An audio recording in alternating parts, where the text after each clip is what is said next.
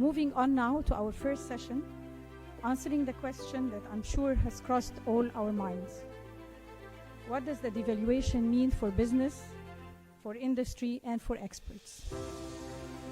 Will it be having benefits this time compared to the devaluation of 2016?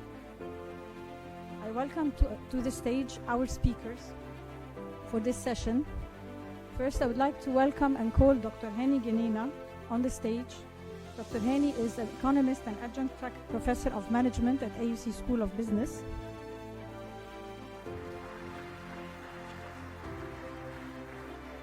Dr. Genena has rich experience in investment banking and financial strategy across several reputable financial institutions. Dr. Genena will be taking the additional role of a moderator in this session. I also ask Ms. Maha Saleh, Trade and Public Policy expert and Government Affairs Director for Apple Middle East. Ms. Saleh is an award-winning leader and was the former CEO of the Engineering Expert Council for Egypt and is an alumna of the AUC School of Business. Finally, I'm delighted to welcome and call on stage the renowned banker, Mr. Hisham Ezz El Arab, Managing Partner, HE Advisory, and Board Member of Commercial International Bank, CIB Egypt.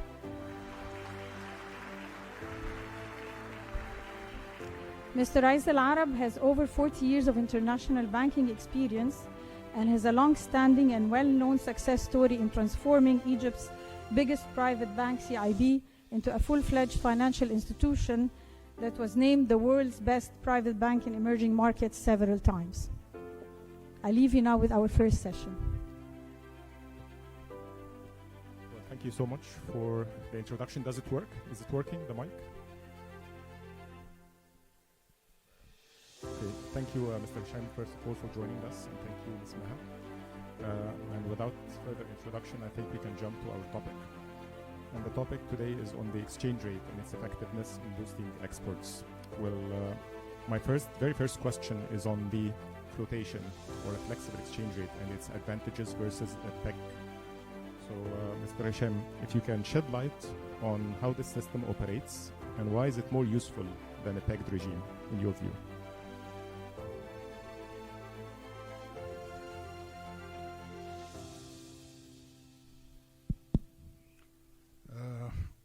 Let me start first by saying that I was very impressed to hear the Prime Minister a couple of months ago, or about a month ago, during the economic conference done at the new administrative capital. It was the first time in my career to hear government officials saying that we are targeting inflation, not targeting the exchange rate. That alone is a major change on the mindset of the government institutions. So in the past, you used to look at interest rates, the exchange rate, and of course the size of reserves. مش حد بيترجم. اوكي. كان في قطة من شوية برضه بس خلاص. سوري معلش اوعي ترجمي موضوع القطة ده، انا مش عاوزين فضايح. They used to focus on the exchange rate, interest rates, and the size of reserves as objectives, while they are tools, not objectives. And those tools is to reach price stability. We heard the issue of price stability from our current governor. We heard it from the Prime Minister. What are the tools you must use as government to reach the price stability? First of all, you need a very tight monetary policy and physical discipline. And as I mentioned to one of the government officials, we're chatting, I said it takes two to tango. If you think that the central bank alone has the magic stick, لا اللي قاعد هناك ده مش الساحر شريف عشان تبقى يعني واضحة. معلش يا دكتور شريف يعني لأن without physical discipline very tight fiscal policy and very tight monetary policy, you remain in a vicious cycle. Okay. And if you take that and look at the history over the last 50 years, we were preaching what we don't practice. We were focusing on price stability, while you are doing everything different from price stability. Just thinking that the exchange rate is part of your dignity. It's not. Okay. We have seen countries, people who read history, look at countries, look at the exchange rate. It's a tool, not an objective.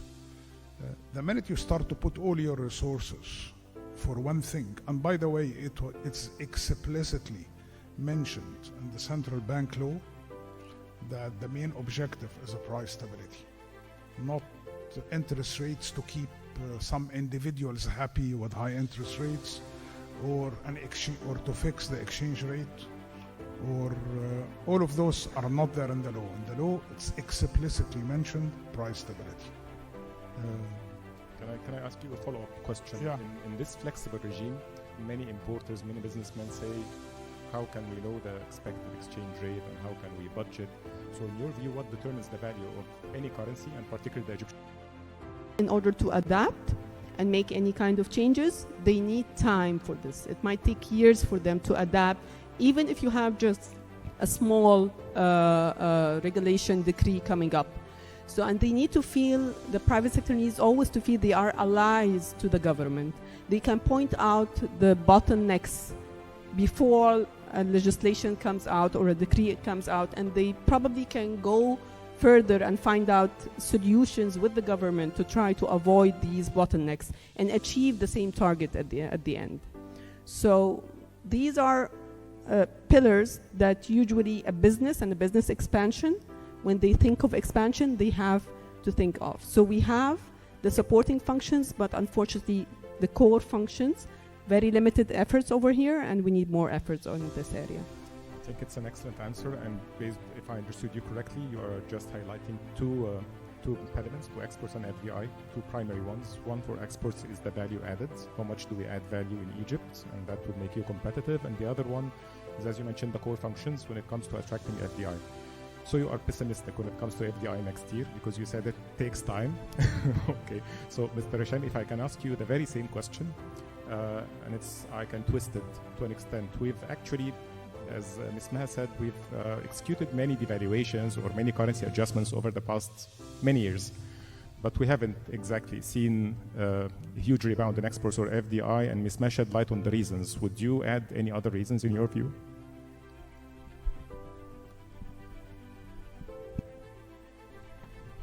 Domestic market is very attractive for manufacturers. So there is a trade-off.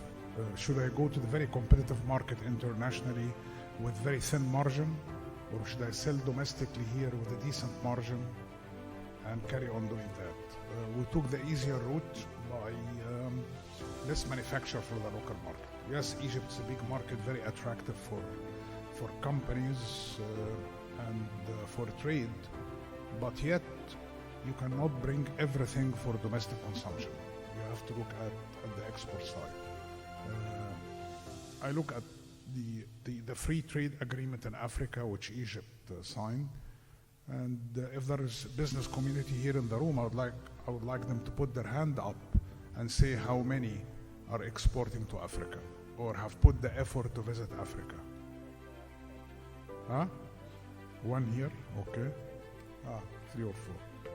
I went to too many African countries. They love us. Okay, people are so nice. And when you look at what's being sold by companies at a far distance as location, talking about, you go to a supermarket, for example, in Nairobi or in Rwanda, and you look at the canned food there, okay? Coming from where? From the UAE. Where are you? Where are you? You are not there, okay? I hardly found juice by Lamar, okay? Hardly there by Lamar. juice, just juice. And look at the supermarket. I have pictures still in my mobile, full of shelves and products. Turkey.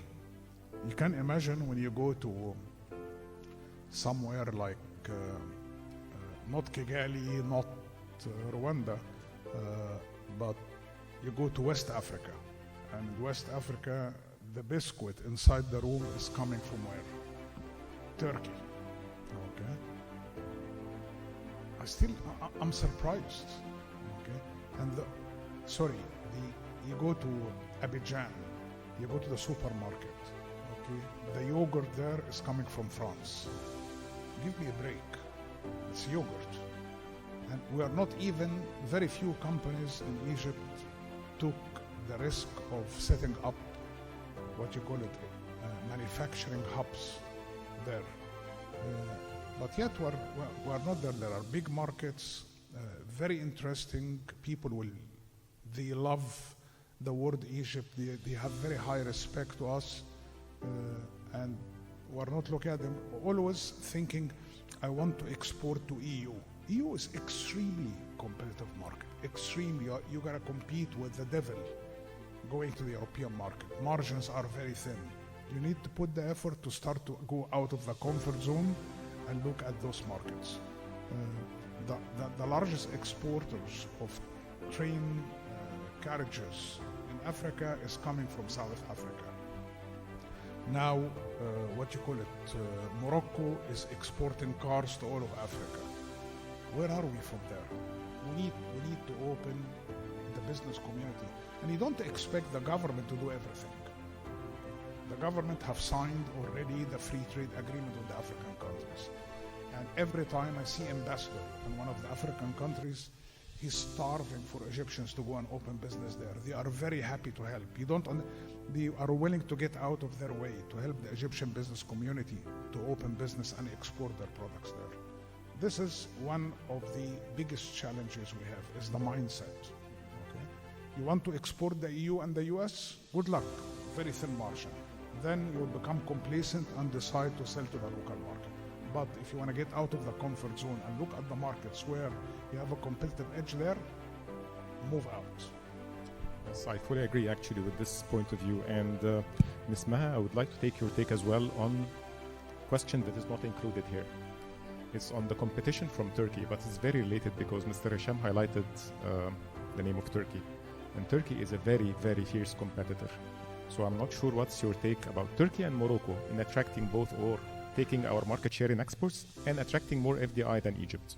So how do you think about this regional competition in general?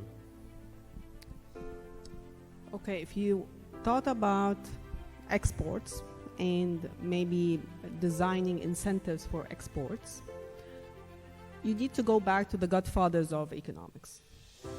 Adam Smith, David Ricardo, what did they tell us? They tell us a country should focus its efforts in producing what it can produce the best in the most economic and efficient way. This is the key. India, in the past period, in the past decade, did two very important things. They developed a strategy with trust markets and trust products. So it's very important to link your product with the market that you're targeting. So not every product you're producing will be competing in every market. You need to identify the markets. For example, if we have a market, we have a free trade agreement with, we are location, there's a proximity in location with this market, you have an edge with this market. So not every product you produce, you need to go everywhere with it. So your strategy needs to have trust markets and trust products. And the second is regarding the investments. They launched an initiative called Make in India. At first I thought it's misspelling, Make in India, what's this? And then I found out that the whole government with special incentives bodies, incentive organizations, all targeting this initiative, Make in India. And with their back of the mind having this message, the key message: minimum government, maximum governance. And this is the whole mindset change in the Indian government to be able to attract investors, and they succeeded in doing that. Can you elaborate on this, please? Minimum government and maximum? We have government officials. So, minimum government and maximum governments. As we talked on the core functions, we talked about the legislative and regulatory framework and how it could be attractive or repelling to an investor. So the more you have the government less interference in the ecosystem, the more the private can engage easily and freely in the market. So this is the main mindset. Also, the whole government and institutions and the governmental institutions needs to have this kind of mindset that we're here to help investors, that we're here to ease doing business. We're not here to put more obstacles and time frames that could reach years in order to just be able to enable your business. Time is money for any business. So if you just for acquiring certain license, you need a couple of months, and in another part very close to us needs only 30 minutes, then the comparison is very clear. So you're not creating this. India took care of that, and in the past decade they worked hard on this. So I believe this answers your questions. It answers the questions perfectly. And I think India is competing for the third place as the third largest economy as well. So they are on track. Well, and again, I feel that you are a bit pessimistic when it comes to FDI next year. Mr. Hisham, the question is for you, and it's related to two things related to the exchange rate, two concepts. One of them is what we heard about is the basket of currencies and tying the EGP to a basket of currencies, if you can elaborate on that. And the other one when it comes to, or the concept of NDFs, non-deliverable forwards, and if you can explain to us how they operate. First, I want to add to her comments about the bureaucracy that stops FDIs. And talking to some people, it takes 2 years to complete the licenses. And if I have my money for 2 years, it's a loss. Okay? The money is there, a month or two, I want to operate and sell. We still have a challenge with the very old control freak culture within permits, and everyone, and you're going to find, for example, the Ministry of Industries, they really want and trade. They want to promote more factories to open and so on. Meanwhile, they are being challenged by other government agencies because it's my baby. Why should I? When they did the one window, okay, behind that window, they were fighting together in there. So the investor is the victim of that. I don't know what's the solution. The solution, I think, is digital approval. Don't deal with government employees. Turnaround time, 30 minutes, hour, whatever, and that's it. So your approval is by applying. And within specific time, if you don't get an answer, you are approved. No one can come. later on بقى بتاع التأمينات هيجي يقرفك شوية، وبتاع معلش سوري بتاع الضرايب هيجي يغلس حبتين، معلش يا دكتور يعني. انما هيبقى فيه الكلام ده، بس you need to start. Okay, start your business. Talking about the basket, it's a part of the legacy as well, thinking that your currency is linked to the dollar. That in times will make you too expensive to your trade partners, and or will make you too cheap to trade partners. And the best way is to look at your trade partners and try to see your peers and value your currency. And valuing the currency to an index, it's not something that I would say it gives you a guide. When your currency is overvalued, what's the role of the central bank to make sure it goes back at the fair value? And when your currency, like what we have today, is heavily undervalued, that your currency is undervalued and you know where you stand. But without doing the indexation, you will not be able to understand your competitive edge compared with your trade partners. If you look at the percentage of Egypt trade in dollars with the US, is small compared with euro, yuan, Japanese yen, Turkish lira, you name it. For example, without looking at this, you're going to see that the Egyptian pound have appreciated massively over the last 5 years against the Turkish lira. And then you come and complain that the Turkish products are invading the Egyptian market. حبيبي ما انت الناحية التانية بقى, the other side, you are appreciating against the currency. Your competitive edge is gone. So those are the things about indexation. The NDFs, NDFs is practically is a contract between me and you that I decide to buy dollars from you, let's say at 25 pounds a month from now. A month from now, I'll come back to you. If the dollar is at 26, you will pay me a pound. And if the dollar is at 24, I will pay you a pound. Okay? This is practically non-deliverable. It doesn't mean it's a cash, and it's a good way to hedge as well. It's like people who use futures or options. There is no cash involved more than there is a reference price you will use in settling the difference about the future contract that we agree. It's a way, if you want to speculate, move the speculators from the spot market, creating a bottleneck to the future market. And when do you expect this to become not just operational, but used by the business community in an effective way?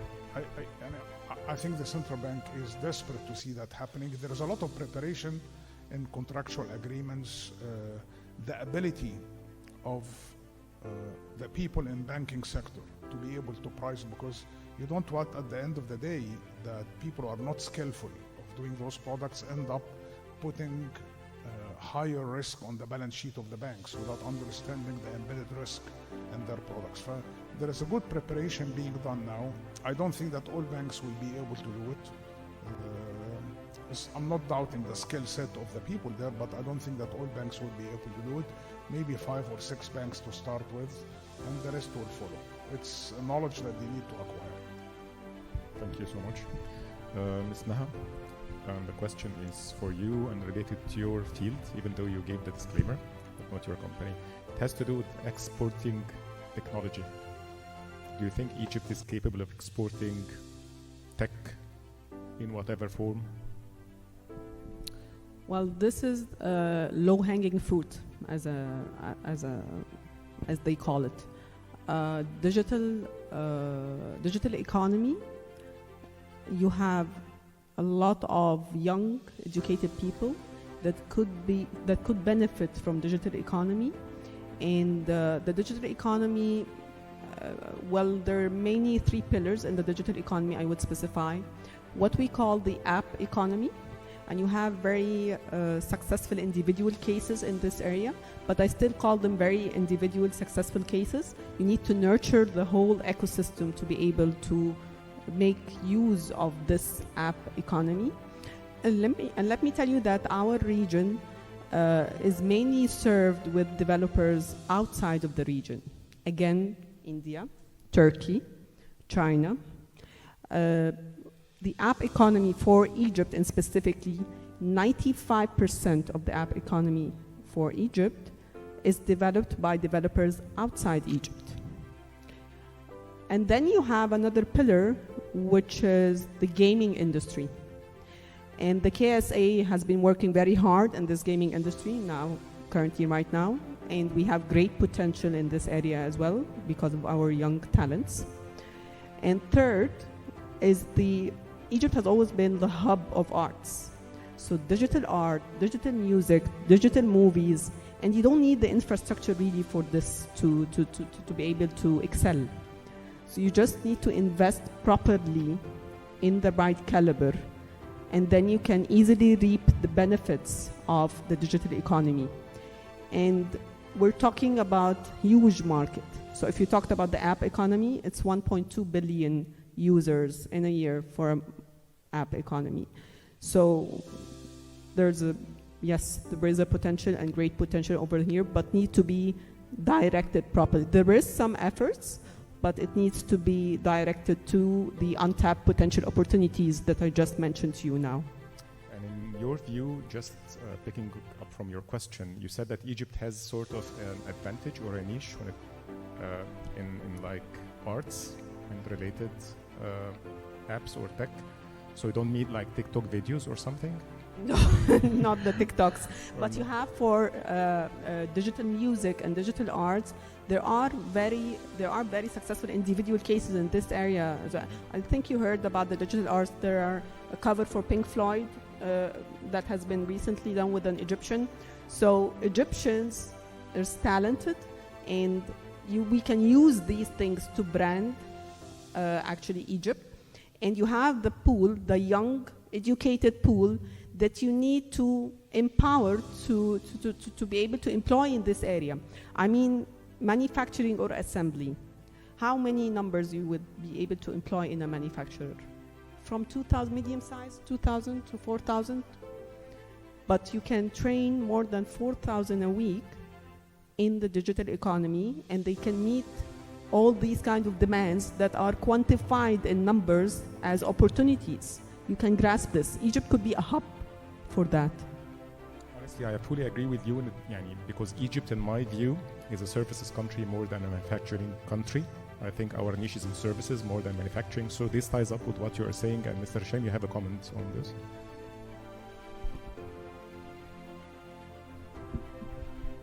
The digital economy is not an option anymore.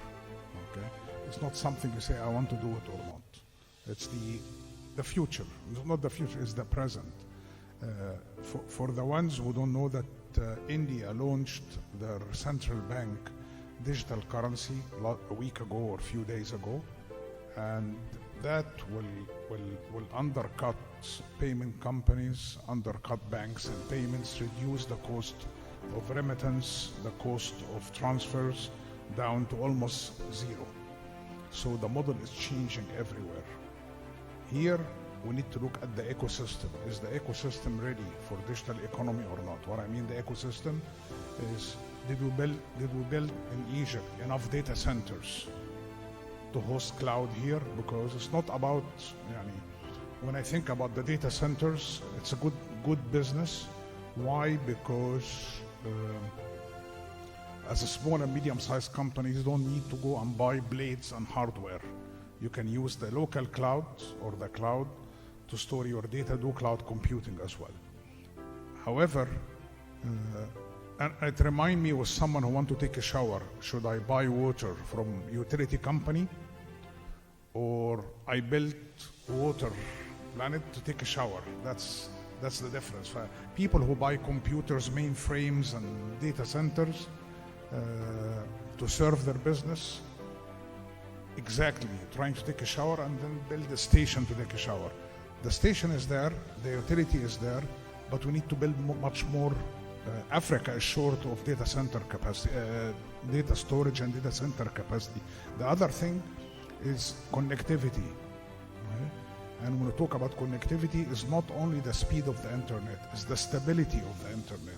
Unless you have a stable internet, high-speed internet, then you don't have a digital economy. This is part of the ecosystem. Thank you so much. And if I may ask you a follow-up question as well, what do you think of this competition between industrial or manufacturing versus services sector? Do you believe that Egypt could be an industrial hub, or should it more focus on services like tourism, as for example? Definitely you can do both. I mean, you have enough land, you have enough energy to service the industrial sector, but you don't have enough simple rules to encourage people to do manufacturing. Okay, you have enough everything, but that part is missing. Two, it's our own mindset as a business community. I want to, the local market, let me tell you, the local market for any manufacturer is a hedge, should not be the target. It's, you want to export, but still at the end of the day, if something happens internationally, you have a strong local consumption there. You can sell domestically, you will not shut down and depending only on the export market. The service is unlimited opportunity, the service sector. Either you're talking about shipping and Logistics. and all of that part, or tourism, of course. I wish the Minister Isa all the best. He's really want to do something there. He's coming with a different way of thinking.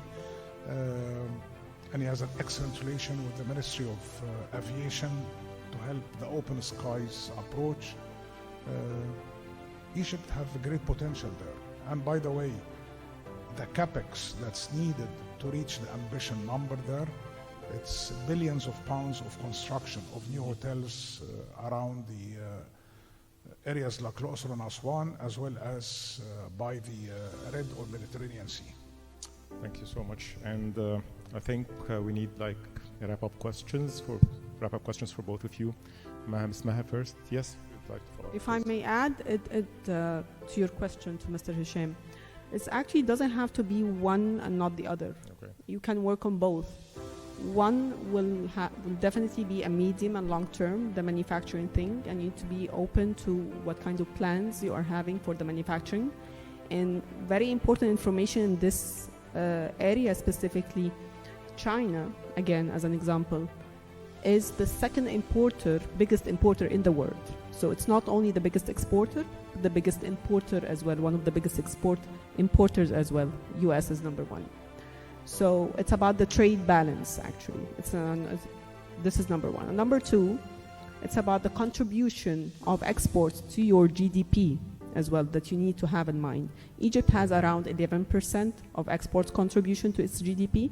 You need to be somewhere near Morocco, Turkey, which have like 35% of average of your exports from your GDP. The second, you can work still parallel to other industries such as the digital economy, such as the tourism, and these are more quick fixes to what's happening. For manufacturing, again, you need to be very careful because sometimes some manufacturers come with more than 80% of their value imported. So, and if you're having finished product imported, would be cheaper than importing those components, more than 80% of the components, regardless of you just like excluded the taxation and duties and so on. That's exactly the purpose. So it's drying up your FX without real, and they have no export plan and no value addition. So you need to be very careful when targeting the manufacturing industry and specifying which industries you're going to focus on. So if you can give your recommendations at the end of this amazing session, what do you recommend the Egyptian government should do in order to expedite FDI inflows and boost our exports across the board? If you would like to give your... So first, as the examples I just stated for India, China, and Turkey, I would say you need to work on your enabling environment in general, with especially the core functions, because it needs sometimes. We have successful cases. I mean, the state ownership policy that was going to be issued very soon, that's a very clear example of how public consultation could be done for a law and taking its time and consultation with the private sector, engaging the private sector. And so I believe we can do the same for other policies and regulations as well. And you need to focus which industries and which markets, and maybe as well start supporting promotion agencies, private supporting agencies to do this kind of promoting Egypt as a destination for business expansion. Thank you so much, Mr. Hisham. The same question goes for you. Your recommendations to the government, please. What should we do as an Egyptian government to boost FDI and exports next year?